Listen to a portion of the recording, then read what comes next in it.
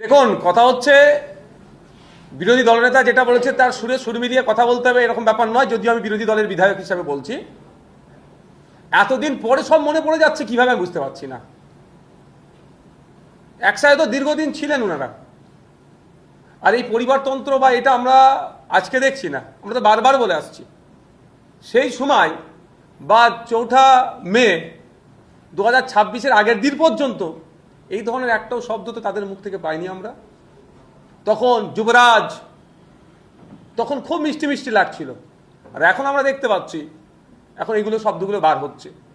আমি two be frank একটা কথা বলি সাধারণ মানুষের উদ্দেশ্যে, সব থেকে বড় কথা, ওই সমস্ত ভালো আর খারাপ তৃণমূলকে যারা ভোট দিয়ে জিতিয়েছেন, আপনারা কাকে জিতিয়েছেন একটু ভাবুন। তো কাদেরকে জিতিয়েছেন?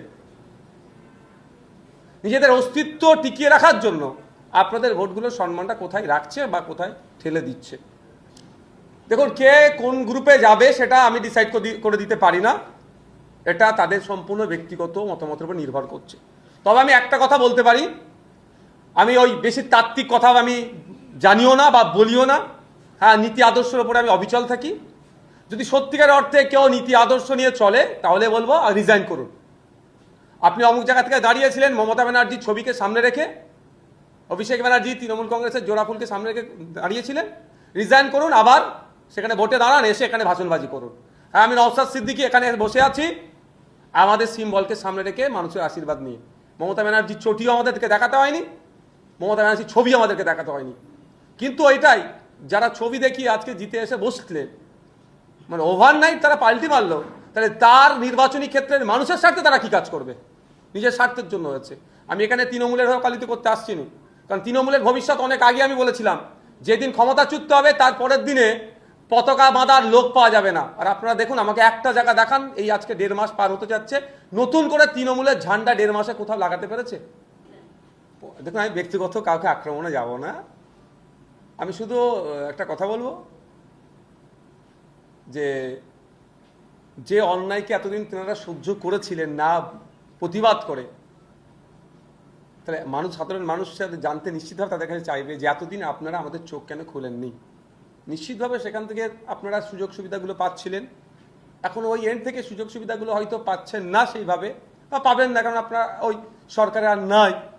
যুবরাজের সামনে পেছনে আর এখন আর 3000 পুলিশ তাকে নিয়ে ঘুরছে না, ফলে এখন ওদের বিরুদ্ধে বিষয় বলে নিজেদের জায়গাগুলোকে একটু হয়তো শক্তিশালী করতে চাইছে।